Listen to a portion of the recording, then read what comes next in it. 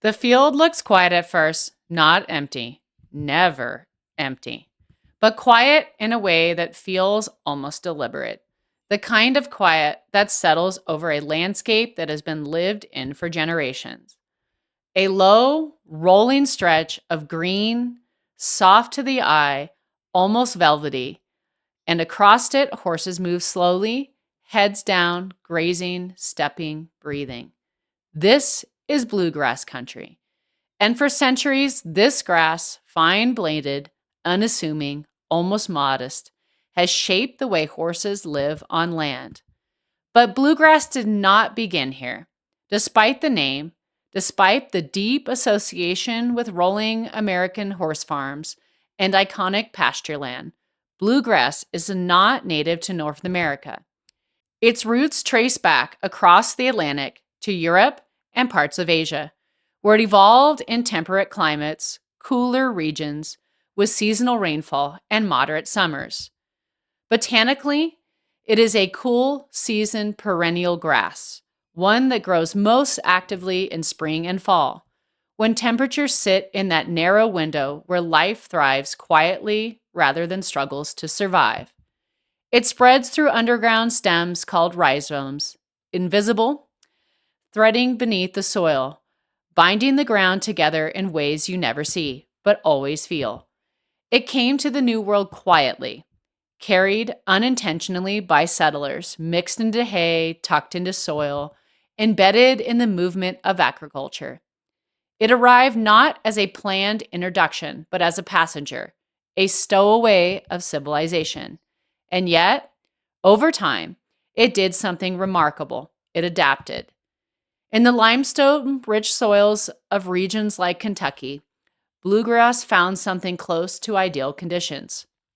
Mineral-rich ground, particularly high in calcium, paired with a natural soil pH that allowed nutrients to remain available, not locked away. That detail, so small it's easy to miss, is part of a much larger system.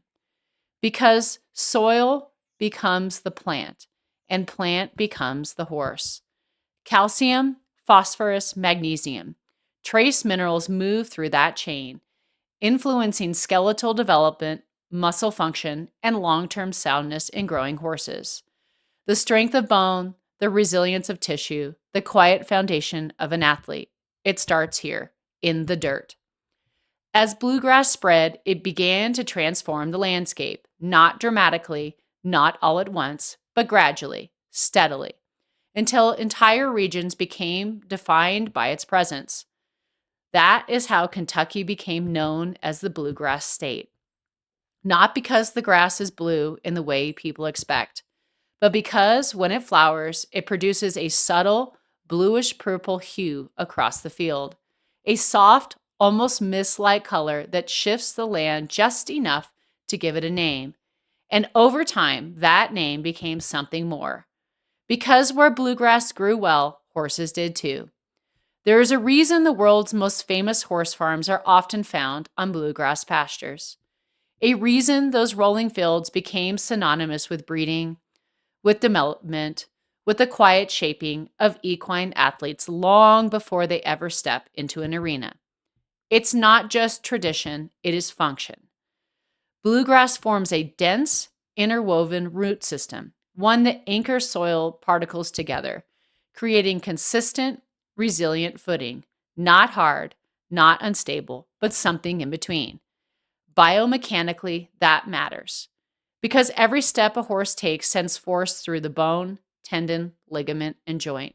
On ground that is too hard, that force rebounds. On ground that is too soft, it dissipates unevenly. But on ground like this, firm, slightly elastic, consistent, the body adapts efficiently. Bones strengthen under load, tendons become more resilient, joints develop with movement, not against it. For young horses, especially, this matters. Because before training begins, before collection, before competition, there is movement. Free movement, hours of grazing, walking, turning, interacting, and the surface beneath them becomes part of their education long before a rider ever does. Bluegrass supports that. And then there is the grazing itself. Unlike taller, coarser grasses, bluegrass stays low. It invites grazing in a way that feels almost instinctive. Horses do not have to reach awkwardly or tear at fibrous systems. They lower their heads, take small bites, and move forward in a slow, steady rhythm. Step, bite, step. The same pattern seen in wild herds. Natural, because it is natural. And that matters more than we often realize. Because pasture is not just food, it is behavior. It is physiology, it is time. A horse is designed to eat almost constantly, its stomach small, its digestive system built for continuous fiber intake. Every bite of grass stimulates saliva production, buffering stomach acid and reducing the risk of ulcers. Bluegrass, when managed well, supports that system. It is relatively digestible, often moderate in protein, rich in energy during peak growth, but not inherently excessive.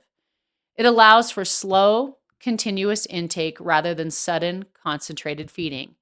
It encourages movement. It creates a rhythm, graze, step, graze, rest, that aligns with the biology of the horse itself. But like everything in horsemanship, it is not perfect. Bluegrass is not magic.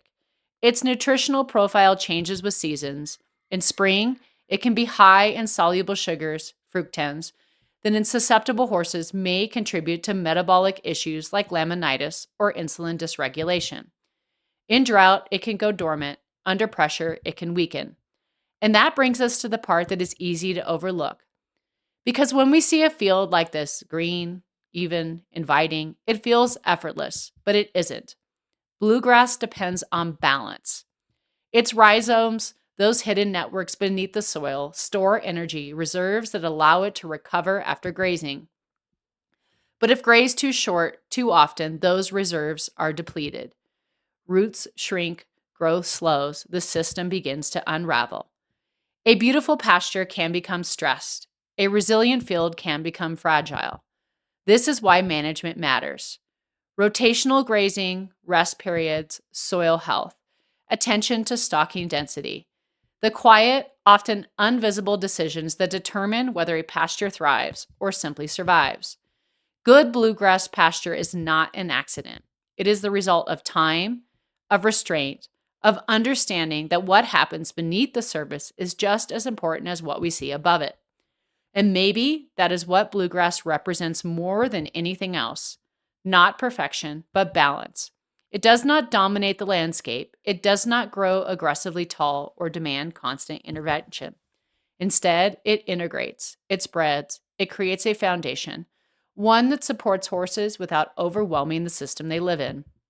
It is steady, reliable, and in a world where so much of modern horse sport feels fast, intense, and sometimes disconnected, there's something about that.